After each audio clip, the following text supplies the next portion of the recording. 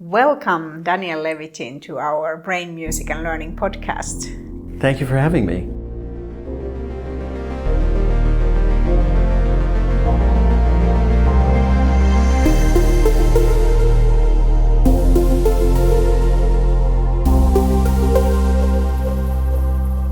Wonderful to have you here in Helsinki. You came for a concert event. Can you say something about that? Yes, well, the Helsinki Music Festival invited me to give a pre-concert talk at the symphony and then afterwards to perform with my friend Victor Wooten, a bass player. So the two of us were asked to play a 1-hour show after the concert. That's so great. Everybody in Finland knows you by your book. This is your brain on music. It has been translated into Finnish. It's called Musiikki ja aivot, Music and the Brain. So that has been a phenomenal book about the new field of music neuroscience. Can you say something about the book? I can, thank you. I wrote the book 20 years ago. And I was so excited as a young professor about all that we were learning about music and the brain, and I realized that most of it hadn't trickled down to the average reader. You and I were talking before the podcast began about public communication of science, and you and I share the view that it's important for researchers to do this, to talk about our findings. My view is that all of the research I've done is funded either by government granting agencies or private ones that get tax breaks from the government. So effectively, the taxpayer is paying my salary. Mm-hmm. Yes, mine too. Right. And I think the taxpayer has a right to know how their money's being spent. And so I always felt it was an ethical obligation to convey what we're doing to the public. And although I do write books, I believe that science should be free. And so I do as many podcasts and interviews as I can. And I can't talk about a whole 200-page book in an hour, but over a series of podcasts, I can get everything in a book out to the public if they want to have it for free. So when you wrote the book, it was still like an emerging field. It was quite a small field at the time, but of course extremely exciting. Everybody loves music and everybody is interested in the brain. And when you put these two things together, people will be really interested, and they can also relate really well to that research. Yeah, it was an attempt to describe what happens in the brain when you listen to music or sing with a group of people or play an instrument or learn an instrument. And there was a sneaky little part of the book, which is that there's a whole lot of just regular cognitive psychology in it. Straight out of a freshman cognitive psychology course, college course. How does memory work? Yeah. How does the attentional system work? Why do we pay attention to some things and not others? But the sneaky part is that I used music as the window into memory or into attention or categorization. We look out at the world and we categorize animals versus rocks versus plants.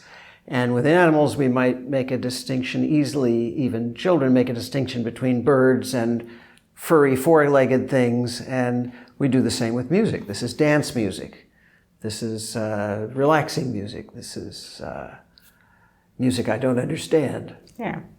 So it makes it more relatable and also like offers another view for these basic topics. Yeah, that's wonderful. It's obvious why that book is so popular. And then there's another book that you have written, which also has been translated into Finnish. It's called Valheiden käsikirja. It's about lies. Can you say something about that book? Well, so I have not done in my career what we usually advise PhD students to do, which is to find a specialty and stick with it. I just have always done whatever interested me at the time. And when I was an undergraduate and a graduate student, I was very interested in the science of decision making. And I worked in a laboratory of Amos Tversky, whose partner Danny Kahneman was at Berkeley. Amos was at Stanford, and the two of them together wrote dozens of papers on decision-making Amos tragically passed away from cancer, but Danny lived to win the Nobel Prize for their work together. And coming out of the experience of being in their lab and working on studies with them, I developed this interest in the question of why people make bad decisions or faulty decisions, or how and why they misinterpret information. And of course, this is a whole field, judgment, decision making.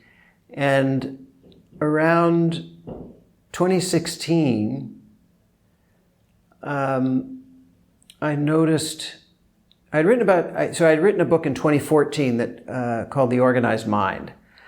Again, a kind of cognitive psychology book that brought to bear what neuroscientists and cognitive psychologists knew about the brain that might help people to be more productive in their work, have more leisure time to enjoy at home, how to organize basically not just the brain, but the surrounding environment, and how to organize decision-making.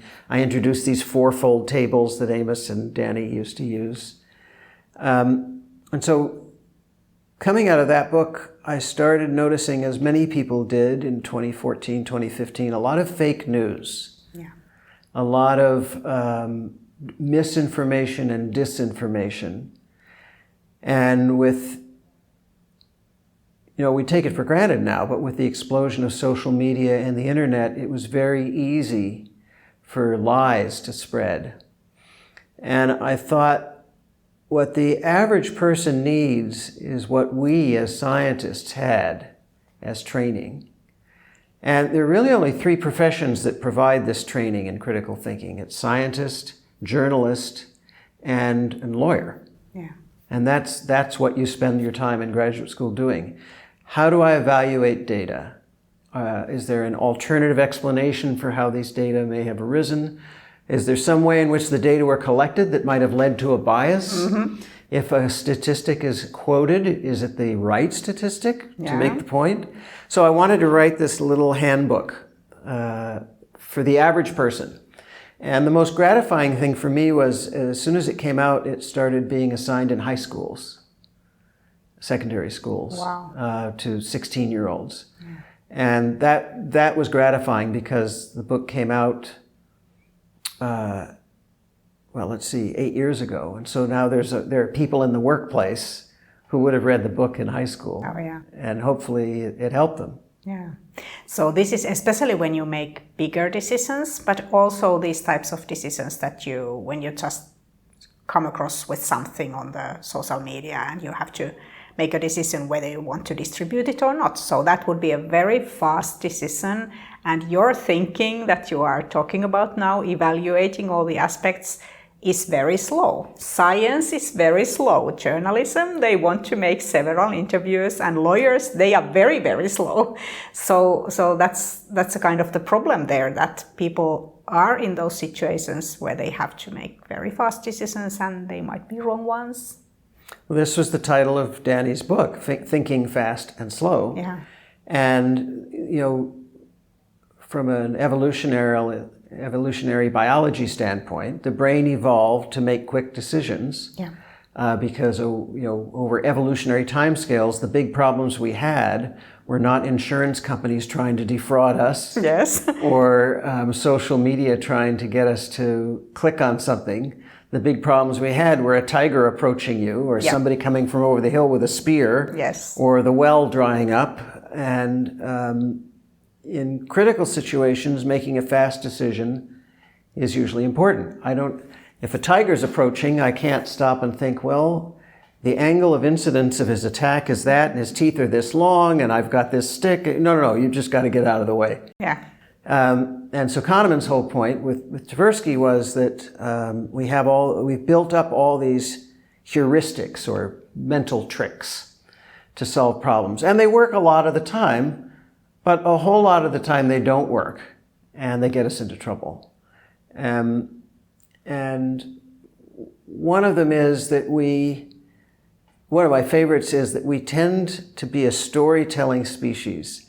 And we're more swayed or influenced by a vivid story than by data. Mm-hmm. And this is actually a bad strategy. And Amos tells this story it's at least in the organized mind. I don't recall if it's in the field guide. Probably not, because the field guide doesn't have stories, but I'll share it with you. Yeah.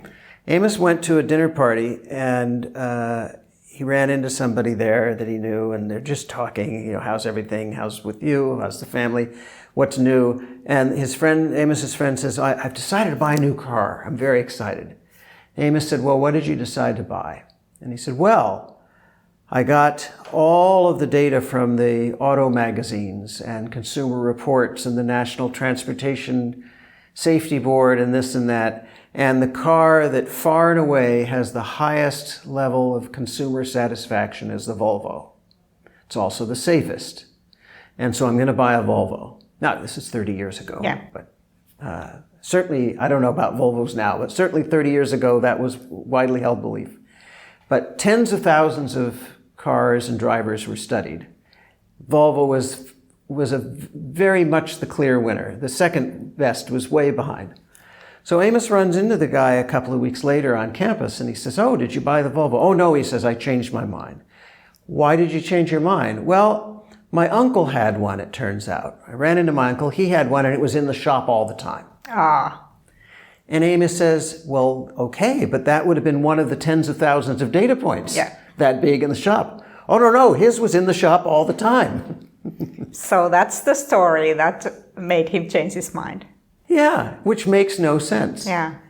And Amos and I remember talking to him about it. What do you think is going on? Well, Amos wasn't really a clinical psychologist or anything like that, but his theory was that, maybe not even a theory, but a hypothesis, a notion, was that we are a social species and we want to avoid regret.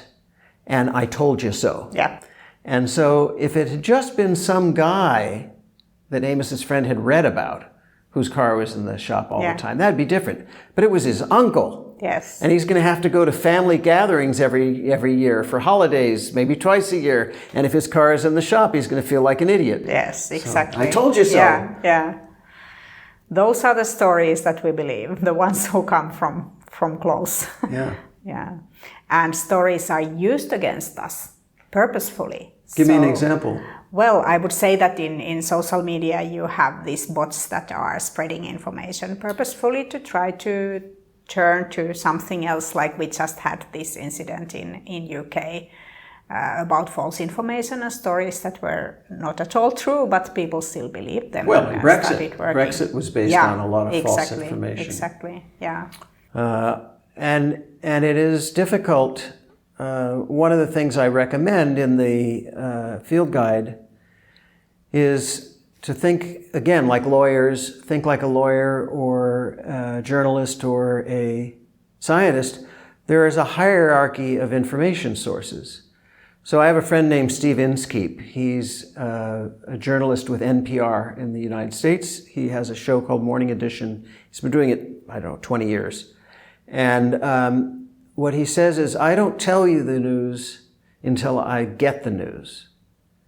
And by get, he means he's made sure that the story's true. Now, this used to be the way news was when I was growing up. I don't know about you, but everybody watched the same newscaster at 6 o'clock at night, and that person would tell you the news. And it might be a story that happened 2 or 3 days ago, but it took them that long to verify it and to make sure they weren't leaving anything out, and they had all the right perspectives, and they had to have 3 witnesses, right? They wouldn't tell you until it was true. That changed with cable news and the internet and TMZ in the United States. The first one who get the news out is the one that gets all the clicks. Oh, yeah. And TMZ, just as an example, has gotten a lot of stuff wrong. They said that, they've claimed that many people were dead who are not dead. Yeah, exactly. They happened to get it right once with Michael Jackson. They were the first to break the story. Oh, yeah.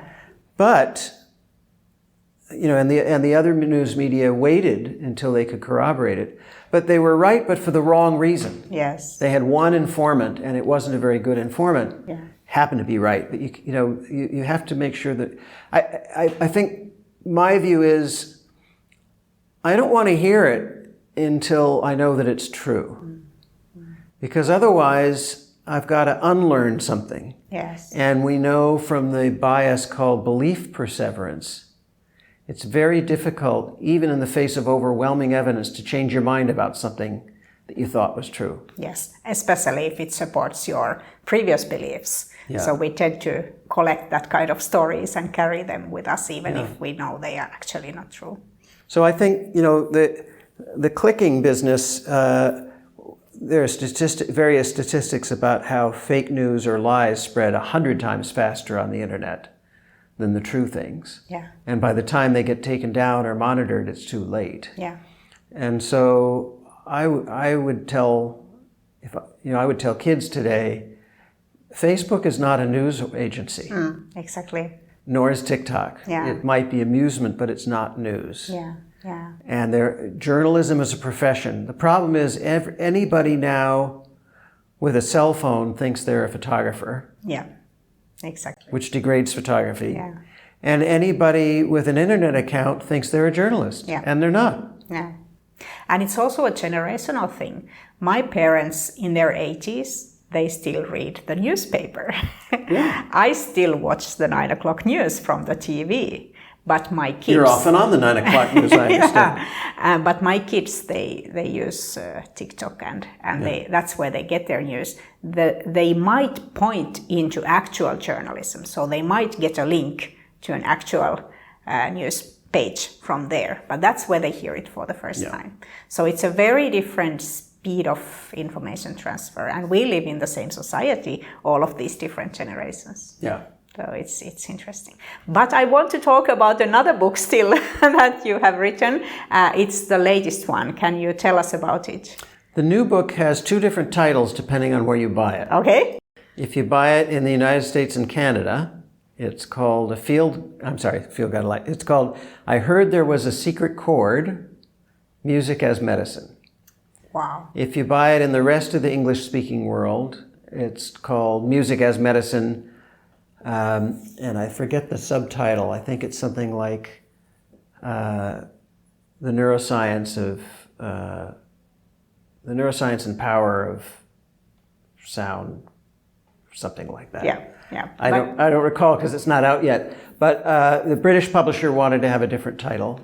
So we can call it Music as Medicine. We can, yes. Yeah. And we hope that it will be translated also into Finnish. I hope so too. Meanwhile, can you tell us a little bit about the content? Well, this is the book I wanted to write 20 years ago when I wrote This Is Your Brain on Music. But I wanted to write about the health benefits of music. But like you, as a scientist, I didn't want to get ahead of my skis. Mm-hmm. I didn't want to say things that weren't known or proven. And most of the research literature 20 years ago was pretty weak on the medicine side. So I wrote about other things instead. But a funny thing happened on the way to 2024, which is that now there are hundreds of rigorous studies, maybe thousands. And there really is a lot to talk about that the average reader doesn't know about. How music can be used to treat a variety of injuries and illnesses, Parkinson's disease, for example, multiple sclerosis, post-traumatic stress disorder, chronic pain, Alzheimer's disease. And so the book is about all of that, as well as how we can all use music to lead happier, more productive lives, to boost the immune system so we don't get sick in the first place. And all of it peer-reviewed studies. So it's not only about how the music is affecting the brain, but it's more holistic. Yeah, how music affects the brain and body. Yeah. So you are listing... And genes, gene expression too. Oh, yeah.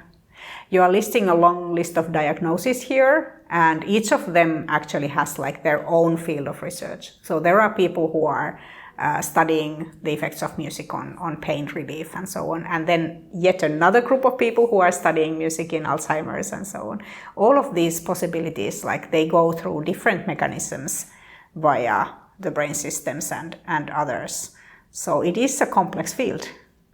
It is, and what the reason we believe that music can do all those things is that music activates every part of the brain that has been mapped so far. And so we're talking about, as you say, rightly, we're talking about different mechanisms. the underpinnings of Parkinson's treatment are very different than the underpinnings of treatment for pain. Different neural mechanisms, different circuits, and different evolutionary history.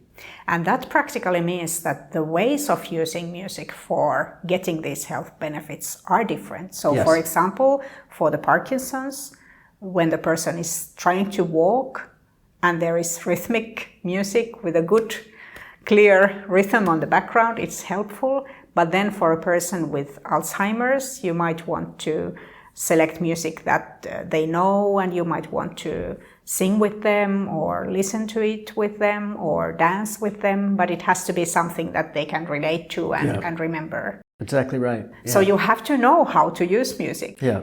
Yeah, it's not only just whatever music in the background. Right. And background music usually isn't helpful. Yeah. I call it sonic wallpaper. Oh yeah, that's a good way of putting it. It's like the art that you find at a cheap hotel. Oh yeah. I mean, it's nicer than a blank wall, but nobody's going to sit there with their chin in their hand and stare at it for 15 minutes the way you might at the Mona Lisa. Yeah.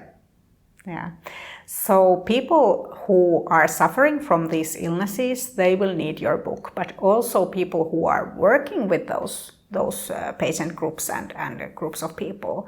So, for example, all the nurses and medical doctors, they would need this information. They do need the information, and it's out there in peer-reviewed articles. And I read probably 4,000 articles, Wow. so that they wouldn't have to. And they're all referenced at the end, so if anybody wants to read them, they can go to the notes section. But my hope was that although it may be a handbook for healthcare workers and for patients, it's also something that's so interesting that people who just love music will get something from it. People who have always wondered, why does music do these things to me? One of the early readers of the book was Paul McCartney. Oh. And he wrote a little paragraph about the book after he read it. And he said he'd always wondered why music has the effect that it does. Because really it's just a bunch of frequencies. You know, beep, beep, boop, boop, boop, beep. But if you put them in the right order and with the right rhythm, it can move you to tears. Yes. And he knows that he's moved to tears, and he knows that many other people are. But why is it that just frequencies can do that? And he said the book, explains that to him. And so I hope that musicians and non-musicians alike who have that sense of curiosity and wonder about what is it all about. And also, I'd say understanding things makes you appreciate them more, and you're less likely to take them for granted. Oh, yes. On my way over here, I got picked up at the airport yesterday by a young man named Yoni. And he had majored in environmental sciences here at the University of Helsinki. And he was saying that he had to take a biology course, and he wasn't really looking forward to it. There was a lot of memorization, and he wasn't happy about it. But one of the things they learned about was spiders. And he learned that there are hundreds of different kinds of spiders, and some of them build horizontal webs, and some of them can actually jump from one tree to another tree, and he learned about the different predators they have and the different prey that they have. And now he says when he sees a spider, he goes and he studies it. He doesn't just ignore it. And he can identify maybe 15 different spiders. And he understands richly that they're part of the ecosystem. They're a necessary part of the world we live in, the natural world, and the order of things. And he said, by learning that about them, when he sees them, they're his friends. They're not just this weird, creepy thing that might bite him. And he can tell the difference between the ones that will bite and the ones that won't, and all of that. And so I always thought that learning more about music and learning more about the brain helps me to appreciate them more, not less. People always say, well, I don't want to know how that works. Yeah. I want it to remain a mystery. Don't spoil the magic. Yeah, but the magic is in seeing how magical it is. Oh, yes, exactly. It's not like a magician where I've learned the trick. once you learn a magician's trick, it's no fun. No, it's not like that at all. Yeah, yeah. So we as music neuroscientists, we are spokespersons for using music for these types of purposes. But then if you think about an average medical doctor, they don't learn this in the med school. And actually the training that they get after becoming a medical doctor during their career, it's mainly provided by the pharmaceutical companies. So they get to learn about this new medicine and they get to learn how it works, and that's really important, of course. But who is going to tell them about how music would work and how music could be used with their patients? Well, so I've been working with Renee Fleming, a soprano who's at the Kennedy Center in the U.S., and with Francis Collins, who was formerly head of the National Institutes of Health, now in the White House Science Office, to figure out ways to get more professional and public awareness of this. And one of the things we're doing is starting a new peer-reviewed journal. Wow, that's exciting. Yeah. So that all the new findings will be in one place. Another thing we're doing is trying to educate healthcare companies. So in the state of New Jersey, Blue Shield, Blue Cross of New Jersey, which is one of the main health insurance companies, private insurance companies that employers subscribe to, they now have procedure codes for music therapy and music intervention. So it's reimbursable. And I'm not a public policy person, so I don't really know how that works. But lobbying, trying to get bills passed in Congress so that state-supported Medicare in the US, the equivalent in Canada, NHS in England, various governmental agencies have to recognize that music can't cure everything and it can't treat everything, but for those things that it's good at, it's as effective and much cheaper than existing medicines. And so it needs to be, I think, it needs to come from the insurance companies / government. It needs to come from hospital administrators and clinic practices, and then it'll trickle down to the doctors. I'll give you an example of one that makes a good case for the cost savings. So there's a drug that's typically, and I don't know how things work in Finland, but at least in the US and Canada that I'm familiar with, if you go in for surgery, major surgery, the kind that's going to require that you be hospitalized, not simple outpatient surgery, mm-hmm. And they're going to anesthetize you, probably with propofol or something like that. Prior to anesthetizing you, you're in the pre-surgery room, and they give you a benzodiazepine, brand name Valium, to relax you.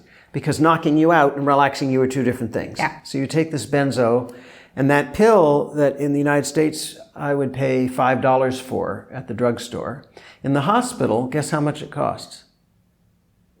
I don't know. $750. Why is that? Same pill. Well, the hospital makes a profit on it. There's compliance. There's all kinds of record keeping. There's a high-paid pharmacist that has to make sure he's giving the right drug to the nurse, and she's got to make sure it's the right drug before she gives it to the patient. A lot of record keeping. But still, no, that's not $5 to $750. No. But that's the reality. It's a corrupt system, if you ask me. Mm. And there have been now several studies showing that if you play people relaxing music instead of Valium, it has an equivalent or better effect on lowering blood pressure, lowering cortisol, lowering anxiety, not just before the operation, but after. Yeah. And post-surgical outcomes are better with the music. Yes. So why not save $745 if you can? Yes, and no side effects. Exactly, no side effects. Yeah. So we need lobbying for people to learn about this. Which is why we're here. Yeah, exactly. Yes. My final question Although we're not in the lobby, we're on the 5th floor. Yes, that's true. So my final question is about your research right now. Do you want to share with us what you're working on? I'm working on learning more about the trait of curiosity. Wow. We know that it is the single most important predictor of longevity and overall life satisfaction. People who are curious are happier, they live longer, they have more friends.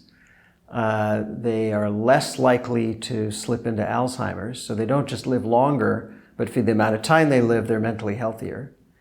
And it appears that curiosity is a trait that can be acquired. There are genetic components, but it can be nurtured. And so I'm looking more into that and into subdividing curiosity into different types, or kind of creating a taxonomy.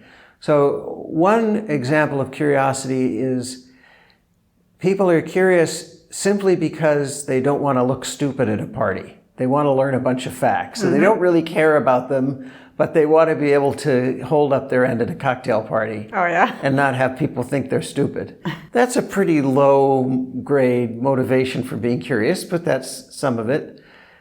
Some people are curious only to solve a problem that's in front of them. So I get a flat tire, I'm out in the middle of nowhere, I want to figure out if I can fix it myself or how long I can drive. It's a very practical, now-oriented curiosity. Other people, and they tend to become scientists or artists, just want to know all the time how everything works. And I would say that's a more enduring, intrinsic motivated curiosity. And that seems to be of a higher quality and it seems to last longer. That sounds amazing. Curiosity is one of the cornerstones of the Finnish education system. Is that right? Yes, especially. Tell me more. Especially in the early childhood education. So the whole education should be based on the curiosity of the kids. So what are the kids curious about? Of course, they are curious about pets, for example. So they want to know how their dog is thinking or things like this. They are curious about nature, what they see around them. They want to jump in the water and see how the water is splashing and what happens if I do this and that. And they want to make these little experiments. And that's the basis of the Finnish early childhood education. So it's driven by the curiosity of the kids. I had no idea. And also at school, the teachers are supposed to cherish those moments when children have questions. So maybe the teacher has a plan for the lesson. Okay, we are going to do these and these and these things. But then if there is an important moment and one of the kids is asking something related to the topic or sometimes not at all related to the topic, it can be a very difficult question. Maybe the teacher even doesn't know the answer to it. That's supposed to be a moment where everything stops and the teacher trashes the plan and starts teaching according to the curiosity of the kids. Wow. And I think it's really important because when children have questions, the questions are, of course, they are curious about them, so that makes it easier for them to learn.